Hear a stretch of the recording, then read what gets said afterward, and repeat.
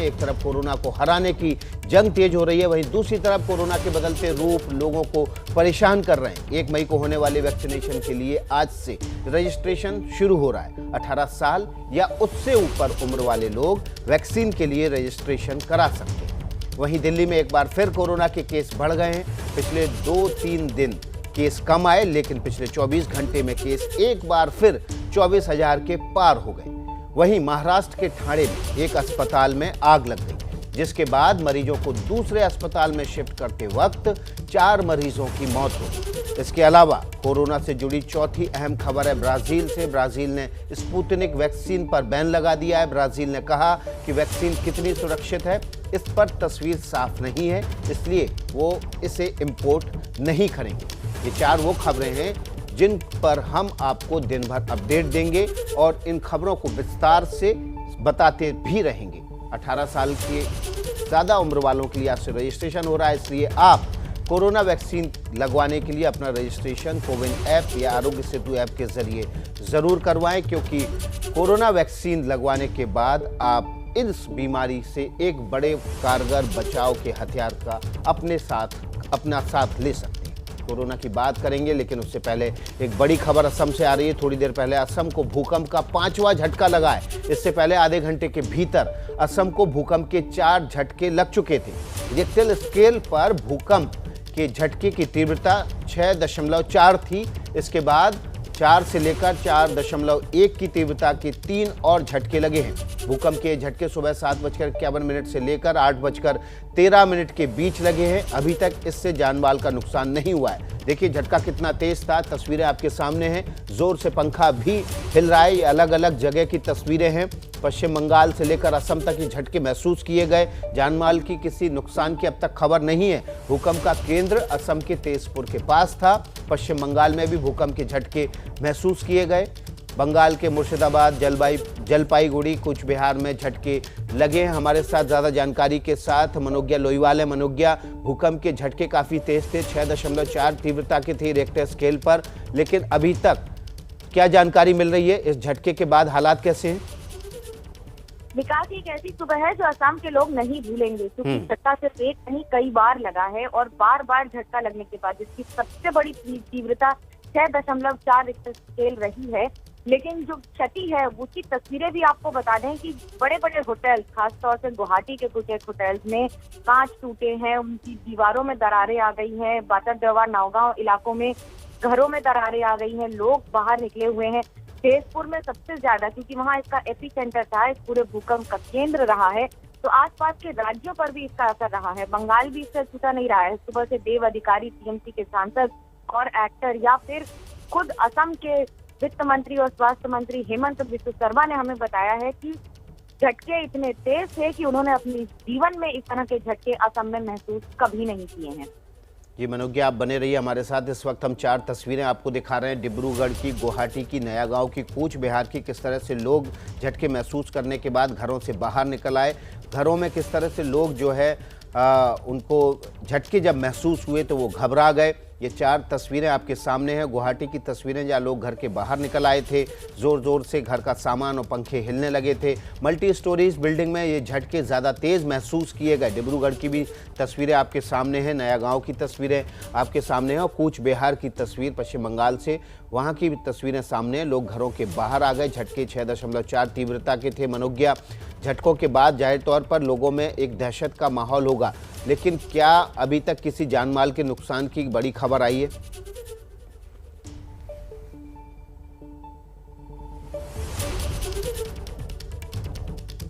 मनोज्ञा से लगता है हमारा संपर्क टूट गया है। फिर से कोशिश करेंगे। मनोज्ञा, आपको आवाज़ मिल रही हो तो बताएं, क्या जानमाल के किसी नुकसान की खबर तो नहीं है? विकास, अभी तक किसी की जान की नुकसान की कोई पुष्टि नहीं है, लेकिन जो क्षति है वो प्रॉपर्टी की है, यानी कि घरों की, मकानों की, बिल्डिंगों की, क्योंकि जो दरारें आई हैं उनमें रहना कितना सुरक्षित है इसका फैसला करना होगा वहां पे रहने वाले लोगों को, या फिर सरकार को अब इसे पूरी तरह से ठीक करके फिर एक बार जमीनी स्तर पर कार्रवाई करके चेक करके फिर से ठीक करना पड़ेगा। हमने अधिकारियों से बात की जो कह रहे हैं कि अगले कुछ घंटों में इसको चेक किया जाएगा और उसके बाद अगला कदम उठाया जाएगा।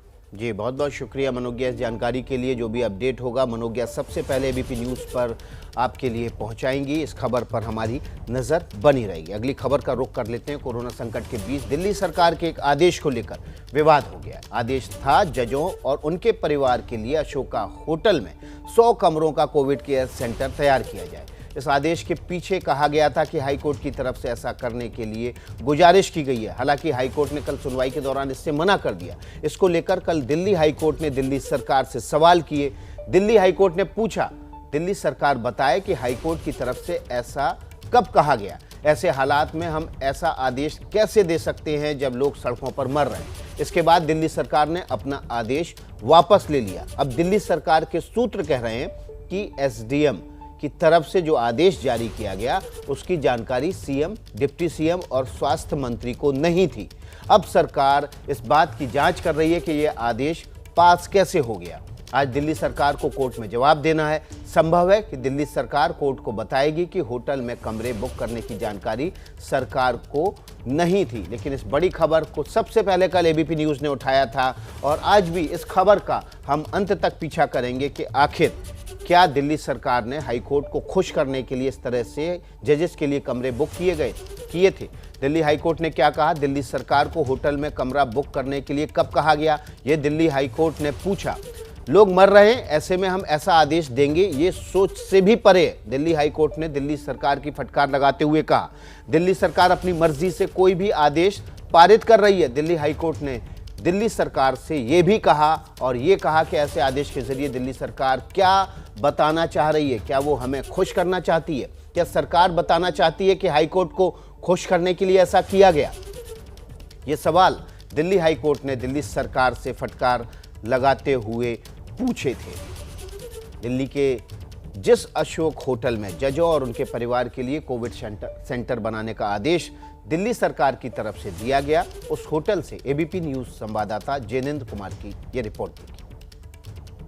राजधानी दिल्ली के नई दिल्ली इलाके का यही वो 5 सितारा होटल है, अशोक होटल, जिसमें दिल्ली सरकार ने दिल्ली उच्च न्यायालय के न्यायाधीशों, न्यायिक अधिकारियों और उनके परिवार के लोगों के लिए कोरोना स्वास्थ्य केंद्र के तौर पर 100 कमरे बुक किए हैं। जो आदेश जारी हुआ है उसके मुताबिक इस होटल से सटे चाणक्यपुर इलाके के प्राइमस हॉस्पिटल के साथ इस होटल को अटैच किया गया है। जिस हिस्से से हम आपको तस्वीरें दिखा रहे हैं, जानकारी के मुताबिक इसके पीछे वाले हिस्से में वो 100 कमरे हैं जिसमें कि कोरोना स्वास्थ्य केंद्र बनाए जाएंगे। 5 सितारा होटल है, हर सुविधा है, आलीशान है, बताने की ज़रूरत नहीं है। 2 से 3 दिनों के अंदर यहाँ पर कोरोना स्वास्थ्य केंद्र शुरू हो जाएगा, यानी महीने के अंत से पहले कोरोना स्वास्थ्य केंद्र यहाँ पर जो है वो शुरू हो जाएगा। अब कोरोना की जो दूसरी लहर है उसमें आम आदमी की स्थिति ये है दिल्ली में कि उसे अस्पताल में एक बिस्तर के लिए, ऑक्सीजन के एक सिलेंडर के लिए मारा फिरना पड़ रहा है। त्राहिमाम मची हुई है और ऐसे में हाईकोर्ट के न्यायाधीशों के लिए की गई ये 5 सितारा व्यवस्था सवाल खड़े करती है। हालांकि इसको लेकर के जब हमने दिल्ली सरकार के सूत्रों से, आम आदमी पार्टी के सूत्रों से संपर्क किया तो उनका ये कहना था कि ये जो व्यवस्था की गई है दिल्ली सरकार के द्वारा, ये दिल्ली हाई कोर्ट के अनुरोध के बाद ही की गई है। और बल्कि हम आपको ये बता सकते हैं कि जो आदेश जारी किया गया है एसडीएम चाणक्यपुरी के द्वारा, उसमें भी इस बात का जिक्र है कि दिल्ली हाई कोर्ट के अनुरोध के बाद ये आदेश जो है वो जारी किया जा रहा है। तो दिल्ली सरकार, आम आदमी पार्टी ये कहकर पल्ला झाड़ने की कोशिश कर रही है कि ये व्यवस्था दिल्ली हाईकोर्ट के कहने के बाद ही की गई है और हाईकोर्ट के अनुरोध का उल्लंघन जो है वो नहीं किया जा सकता। लेकिन सवाल खड़े हो रहे हैं 5 सितारा व्यवस्था को लेकर के, क्योंकि आम आदमी के लिए अस्पताल में एक बिस्तर नहीं मिल रहा है, एक ऑक्सीजन का सिलेंडर नहीं मिल रहा है। पिछले साल भी दिल्ली सरकार ने 5 सितारा होटल बुक किए थे, लेकिन तब वो डॉक्टरों के लिए किए गए थे, नर्सों के लिए किए गए थे और तब इस बात की तारीफ हुई थी। लेकिन इस बार 5 सितारा व्यवस्था की गई है न्यायाधीशों के लिए और इसको लेकर के सवाल खड़े हो रहे हैं। कैमरा पर्सन प्रवीण दीक्षित के साथ जैनेंद्र, एबीपी न्यूज़, दिल्ली। इसी खबर पर ज़्यादा जानकारी के साथ हमारे संवाददाता जैनेंद्र कुमार जुड़ गए हैं। जैनेंद्र, जो 2 बयान हैं सूत्रों के हवाले से आए, पहला कि इस बात की जानकारी मुख्यमंत्री को नहीं थी कि जजों के लिए कमरे बुक करने का आदेश जारी हुआ है। दूसरा, जब कोर्ट में दिल्ली सरकार ने कहा कि हाईकोर्ट के आदेश पर, निवेदन पर इस तरह की व्यवस्था की गई है, दोनों बयान विरोधाभासी हैं।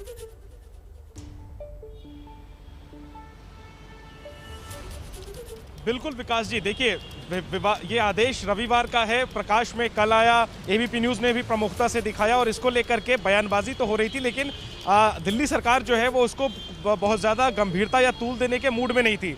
इसीलिए सूत्र ये बता रहे थे, ये बता करके बल्कि पल्ला झाड़ रहे थे कि इस आदेश में दिल्ली सरकार की कोई भूमिका नहीं है। ये बताया जा रहा था कि दिल्ली हाई कोर्ट के अनुरोध के बाद यह आदेश जारी किया गया है।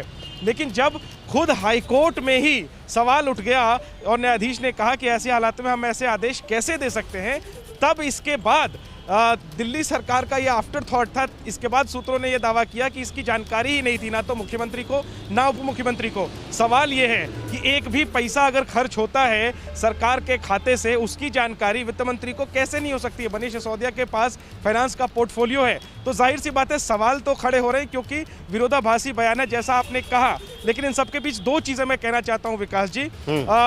दिल्ली हाई कोर्ट में दिल्ली सरकार को इस बात का जवाब देना है। जो सवाल हम लोग उठा रहे हैं उस पर जवाब देना है दिल्ली सरकार को। तो हमें इंतजार करना होगा कि दिल्ली सरकार क्या आधिकारिक तौर पर जवाब देती है, क्योंकि अभी तक जो भी कह रहे हैं, सूत्र कह रहे हैं, मनीष सिसोदिया ने ट्विटर पर यह ऐलान कर दिया कि उन्होंने इस आदेश को रद्द करने की कार्रवाई शुरू कर दी है, लेकिन उन्होंने भी यह आधिकारिक तौर पर नहीं कहा है कि उन्हें यह जानकारी नहीं थी। इन सबके बीच एबीपी न्यूज ने एसडीएम गीता ग्रोवर से संपर्क किया, जिन्होंने एसडीएम चाणक्यपुरी जिन्होंने यह आदेश जारी किया था रविवार को। तो उन्होंने हमसे कहा कि इस पर वो कुछ नहीं कहना चाहती, जो भी होगा आपको मालूम पड़ जाएगा। उनका इशारा दिल्ली हाईकोर्ट की सुनवाई की तरफ था कि जब सुनवाई होगी उसमें दिल्ली सरकार का जो पक्ष होगा आपको मालूम चल जाएगा। लेकिन इन सब पूरे विवाद से दिल्ली सरकार की, अरविंद केजरीवाल सरकार की किरकिरी हुई है, क्योंकि ये खुद को आम आदमी की सरकार कहती है, लेकिन फैसले जो है वो साफ दिखा रहे हैं कि किस तरीके से वीआईपी लोगों का खास ख्याल रखते हुए वो नजर आई है, दिखाई दी है। वो पल्ला झाड़ रही है कि हमको पता नहीं था, लेकिन पता कैसे नहीं था और नहीं था तो आदेश कैसे जारी हुआ, ये सब कुछ दिल्ली हाईकोर्ट में जब सुनवाई होगी तब पता चलेगा। जी जनेंद्र, सवाल इसलिए भी उठ रहे हैं कि रविवार का आदेश था, हाईकोर्ट की टिप्पणी के बाद क्यों रद्द किया, उससे पहले 2 दिन पहले रद्द क्यों नहीं किया। दूसरी बात, जब हाईकोर्ट लगातार दिल्ली सरकार की फटकार लगा रहा है, उस समय ही ये आदेश क्यों जारी किया। तो सवाल बहुत सारे हैं। आज जब दिल्ली सरकार हाईकोर्ट में अपना हलफनामा देगी तब स्थिति और ज़्यादा साफ होगी। कोरोना संकट को लेकर कल दिल्ली हाईकोर्ट ने दिल्ली सरकार की फटकार लगाई और कहा कि अगर आपसे हालात नहीं संभल रहे हैं तो हम केंद्र के हाथ में बागडोर दे सकते हैं। होटल विवाद पर एबीपी न्यूज़ से गीता ग्रोवर ने जो बात कही है वो भी हम आपको बता रहे हैं। होटल विवाद पर एबीपी न्यूज़ से गीता ग्रोवर ने कहा है कि इस बारे में कोई बयान नहीं देना चाहती हैं, जो भी स्थिति होगी आपके सामने आ जाएगी। ये बात गीता ग्रोवर ने एबीपी न्यूज़ से कही। आपको बता दें, एसडीएम गीता ग्रोवर के हस्ताक्षर से ये आदेश जारी किया गया है और यही बात दिल्ली सरकार सूत्रों के हवाले से कह रही है। अभी तक कोई भी आधिकारिक बयान दिल्ली सरकार की तरफ से नहीं आया है। जाहिर तौर पर अगर कोई सरकार मुंह छिपा रही है, सीधे आके कोई बात नहीं कह रही है, इसका मतलब है कि कहीं ना कहीं इस पूरे मामले में कोई गोलमाल है। गीता ग्रोवर से जब एबीपी न्यूज़ ने संपर्क साधने की कोशिश की तो उसके बाद एसडीएम ने ये कहा कि जो भी स्थिति होगी वो आपके सामने आ जाएगी। फिलहाल उनको इसकी जानकारी नहीं है, लेकिन बड़े सवाल उठ रहे हैं दिल्ली सरकार के इस फैसले के बाद। इस वक्त की बड़ी खबर है, मुंबई के पास ठाणे में मुंब्रा में आज तड़के एक अस्पताल में आग लग गई। इस आग में झुलसकर किसी व्यक्ति की मौत नहीं हुई, लेकिन आग लगने के बाद मरीजों को दूसरे अस्पताल में शिफ्ट कराने को दौरान 4 मरीजों की मौत हो गई। तस्वीरें आप देख रहे हैं ठाणे के मुंब्रा की, जहां पर एक अस्पताल में आग लगी। आग लगने के बाद मरीजों को वहां से निकालकर दूसरे अस्पताल में पहुंचाने का सिलसिला शुरू हुआ, लेकिन इसी दौरान 4 मरीजों की मौत हो गई, 12 लोग घायल भी हुए। हमारे साथ सूरज ओझा जानकारी के साथ इस खबर पर जुड़ गए हैं। सूरज, आग के कारणों की वजह पता चल पाई? विकास, जो इनिशियल इन्फॉर्मेशन मिली है थाने टीएमसी फायर ब्रिगेड के सूत्रों की माने तो ये शॉर्ट सर्किट की वजह से ये आग लगी है। ये आग 3:30 बजे के आसपास लगी। उस वक्त उस पूरे अस्पताल में 20 के करीब पेशेंट्स थे, जिसमें से 6 लोग तो आईसीयू में थे, बाकी के लोग जनरल वार्ड में थे। आग लगने के बाद इन सारे पेशेंट्स को नज़दीक के बिलाल अस्पताल शिफ्ट किया गया। इसी शिफ्टिंग के दौरान जो आईसीयू के पेशेंट्स थे उनको कुछ इलाज मिलने में थोड़ी लेटेंसी हो गई और जिसके चलते उनकी जान चली गई। 4 लोगों की डेथ हुई है फिलहाल। इस पूरे मामले में लोकल बॉडी जो है थाने म्यूनिसिपल कॉरपोरेशन, इन्होंने इंटरनल इंक्वायरी इनिशिएट की है ताकि डिटेल्ड पता लगाया जा सके कि आग लगने की पीछे की वजह क्या है। साथ ही जो लोकल जो लीडर्स हैं या फिर कहें महाराष्ट्र में मंत्री हैं, उन्होंने मृतकों को जो हर्जाना देने की भी बात की है कि हम उन्हें हर्जाना देंगे, लेकिन बात यहाँ पर ख़त्म नहीं होती विकास। आपको बता दें कि महाराष्ट्र में घटनाएं ये लगातार होते ही जा रही, मतलब इस तरह की घटनाएं रुकने का नाम नहीं ले रही हैं।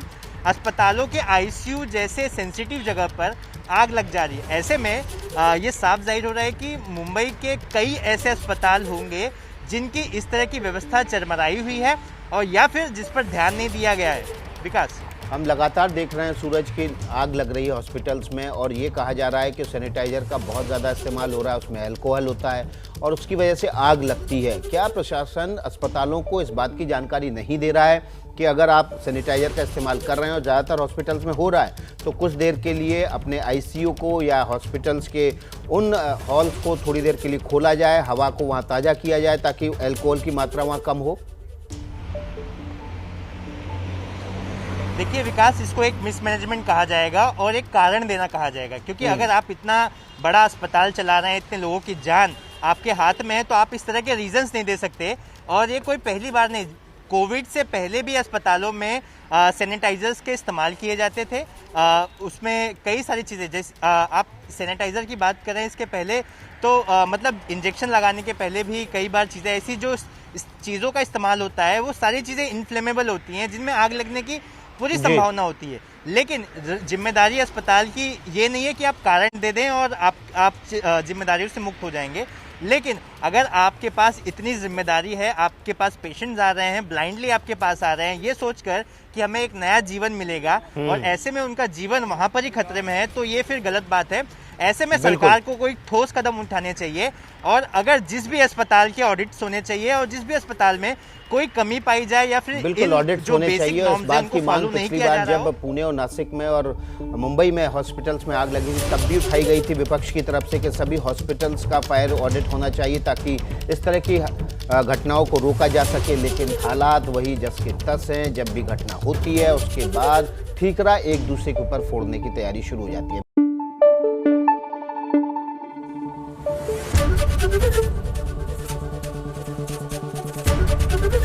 एबीपी न्यूज आपको रखे आगे।